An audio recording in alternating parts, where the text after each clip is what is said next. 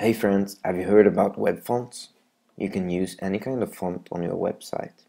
The way it works is that the font is converted to some formats that the browser accepts. Now you ask, does this actually work on all browsers? It looks good, but do I believe in Internet Explorer? The thing is, we have this website called caniuse.com. Go there, search for any kind of fancy thing like font face, and you see the support. It says partial support on 7 and 8 here, but that's not actually an issue because it supports the EOT files.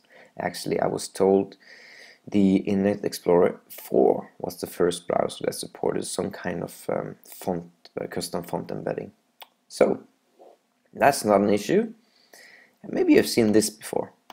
You see the font face, that's sort of the opening word that defines a new font, defines the font family name and styles and stuff.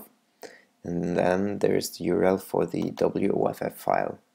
Now some of these font factories will let you or give you code that embeds 3 different versions of 3 different file types of the font. See, Google Fonts, maybe you've heard about it. Let me show you Google Web Fonts. You go here and click on a font. So you want this font here. Add to collection. Let's see, use. Okay. I have 2 fonts there. Open Sans Normal and Open Sans Condensed Book 300. And they give you this one URL here. Quite nice, quite beautiful. And to use these fonts, this is what you write. What about other fonts? What about fonts that are not available at Google Fonts, which hosts about 500 fonts? I wanted to buy this font here called Fedora Sans for a website.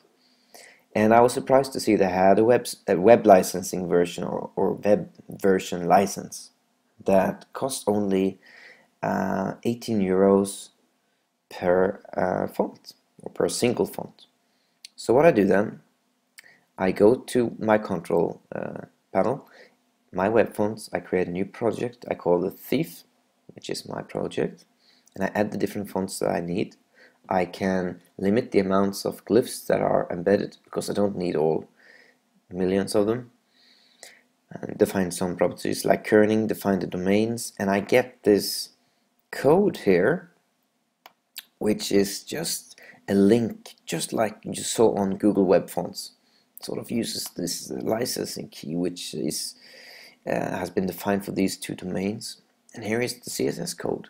It's beautiful, it works. Just go for it. And I hope you learned something new. And if you think that, yeah, I knew this already, it's true, it's been available for many years, but the support has been sort of limited. But now there is no reason, and there has been no reason for many years not to use this. Go ahead, use custom fonts.